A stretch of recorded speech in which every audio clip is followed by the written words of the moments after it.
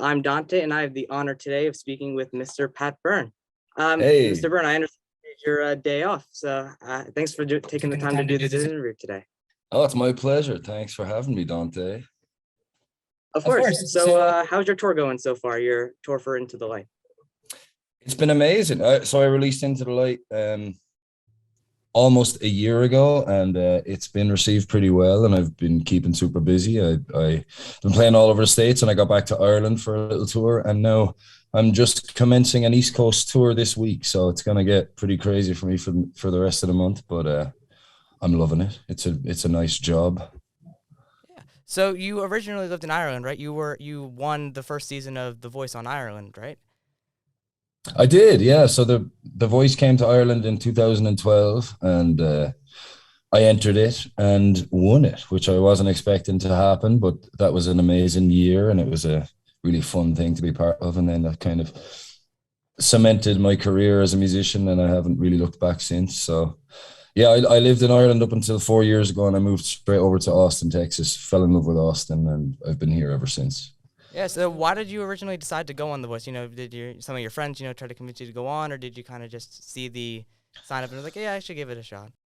Well, I was in college at the time, and I found university quite difficult. I wasn't academically strong, so I ended up kind of dropping out and deciding I wanted to be a musician and pursue that as a career. And then, my parents weren't super happy about that. So they were like, well, if you're going to pursue music, why don't you go on The Voice, which is coming to Ireland? And they, in a way, they pushed me into it. And my girlfriend at the time also really wanted me to do it. And she filled out my application and got, because, I wasn't a fan of shows like that. I didn't love American Idol or X Factor. I just didn't watch them. And it wasn't something I actually wanted to do, but they convinced me. And then the more stages you get through, your ego gets tickled a little bit, and you start enjoying the crowd reaction and the judges' comments and all that kind of stuff. And yeah, you never think you're going to win, but that happened to me. And yeah, I suppose it was just kind of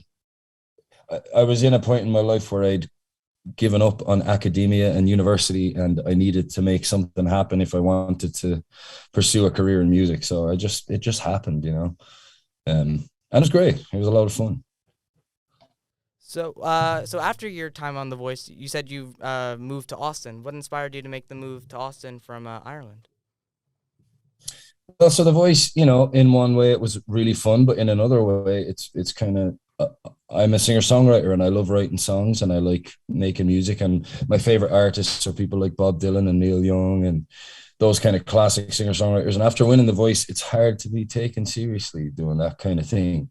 And so I kind of got labeled as the guy from The Voice, and I spent a lot of time in Ireland trying to escape that thing, and I would show up in pubs and do a gig, and the poster would say Pat Byrne from The Voice or whatever. So I just decided I needed to get away from Ireland to kind of start fresh. And I was traveling and stumbled on Austin and fell in love with the place immediately and decided I had to live here. So I literally just came to have a fresh start. I started writing songs and recording music here and hit the ground running, and I haven't looked back. I just love it here.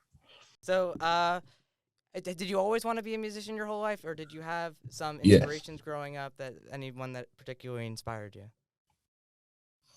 I did always want to be a musician. It's the only thing I ever really felt comfortable with. I always felt like I was good at it, and it's where I feel most at home is playing music and performing. So I always knew that's what I wanted to do. I never knew I could actually make a career out of it. So it was always like a dream fantasy thing, and now I'm actually able to make a living doing it. So that's amazing. But people who inspired me are people like Bruce Springsteen and like I said, Bob Dylan and Neil Young and Tom Waits and all those guys. I grew up listening to their songs, and Paul Simon. And yeah, they were my heroes, but it was I never thought I'd be able to actually make a living playing music, but it is always what I wanted, and thankfully it worked out that I can pay the bills from music.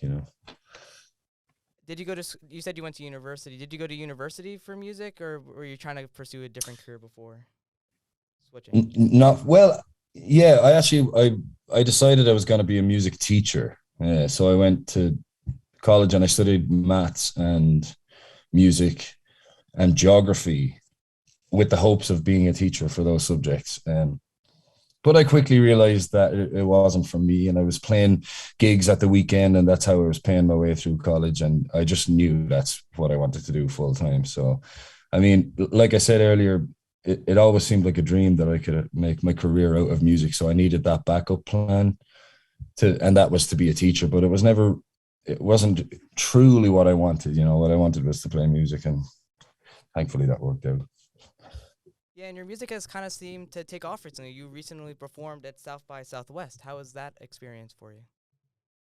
It was amazing. I've played there once before. When I moved here, I played South by Southwest, and then obviously the coronavirus happened, and so South by Southwest was cancelled for the last 2 years, and I was supposed to be playing, and I finally got to actually play this year, and it was amazing. It was very busy. I played 12 shows that week, and so it took me a few days to recover, but it was a lot of fun, and it's nice to. There was a lot of Irish people there, you know, coming over for the festival, so it was nice to see some Irish people again, and I loved it. South by was always a dream of mine. So, Did you get to perform with any other artists while you were there? See any other, great acts? I did. I got to see Beck. I performed with Jamie Harris, who's one of my favorite songwriters who lives in Nashville, and she's actually originally from here. And we wrote a song together that ended up on my album. It's called Losing Heart. And so we got to do a show together. And in general, South by is great for just seeing up and coming artists who you haven't heard of. People you see at South by, you know, they're just on the brink of kind of hitting the big time. So it's nice to see people that are about to be famous, I suppose. So I saw a lot of great music that I hadn't heard of, and it was wonderful. So going back to your Into the Light tour, what's life on the road for you right now? Have you ever, done a on the road tour before? Or is this your first experience with it? I've done it a few times. So this particular route, I'm heading up the East Coast. I'm doing a few shows in Georgia and South Carolina, and then I'm getting to Massachusetts and Maine and New York, and I'm playing around that area for a while, and then coming back. And I've done it a few times before, so the cool thing about that is every time you do it, the crowd is a little bit bigger. And so this time it's going to be really fun because I've played these places a couple of times, and the same people come out and they bring their friends and family, and I love it. It's my favorite thing to do is be on the road and meet people and play music for new people. And it's the perfect lifestyle for me.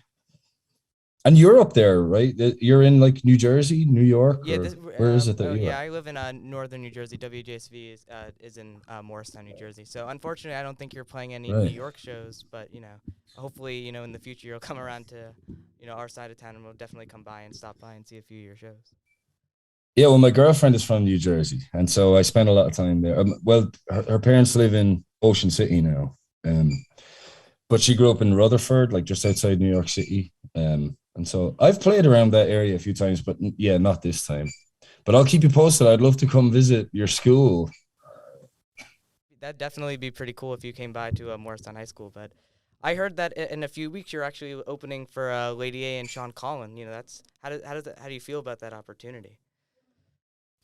Incredible. I mean, that's it's been a dream of mine to. So, well, the Lady A gig is in Minute Maid Park, which is like a big baseball stadium, and I've never played on a stage like that before, so I'm super excited about that. And Sean Colvin, I got 2 dates with her. I'm opening for her tomorrow night in Dallas, and then Thursday night in Austin. And I'm a huge fan of Sean Colvin, so I can't wait. That's kind of the dream, is to open for someone like that, because they have the kind of fan base that I want, so I get to play for, a couple of hundred people who like the kind of thing that I'm doing. So it's a pretty special. I'm really excited for that. Yeah. So in terms of your music, how do you feel like your sound has kind of transformed over your career? You started more with, Only a Man, and now you're kind of transitioning more into the Light album. How do you feel that your sound has changed over the years of in between those songs?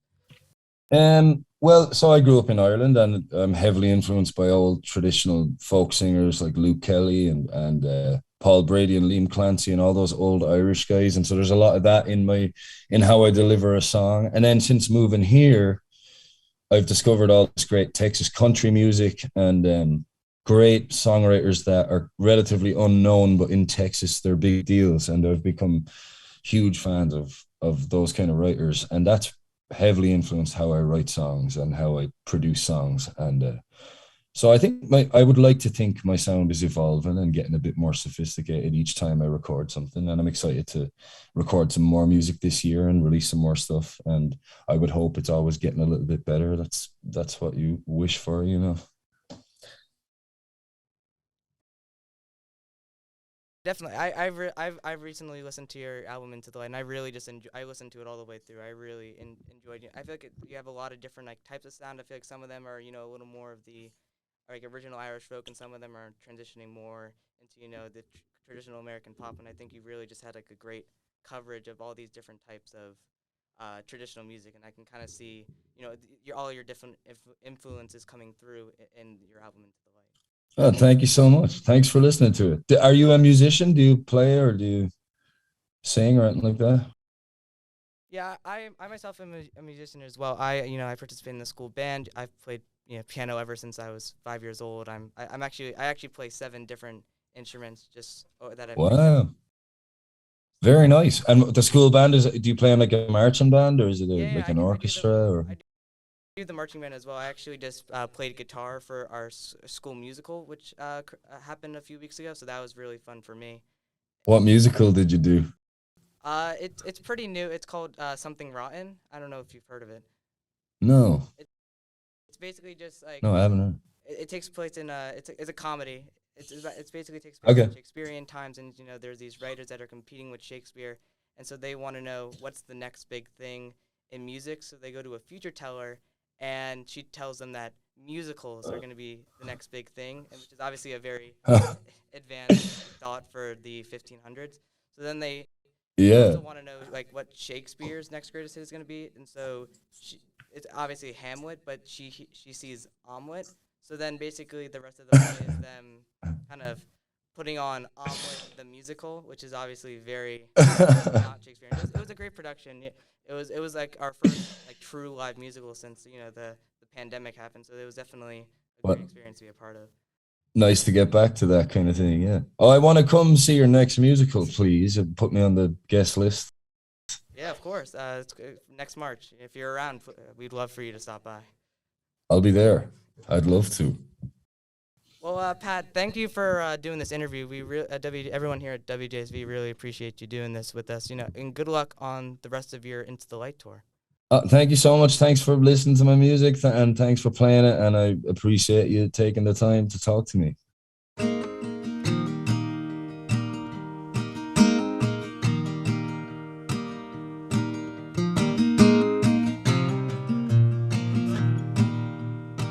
She circled the wagons, she didn't give me a chance.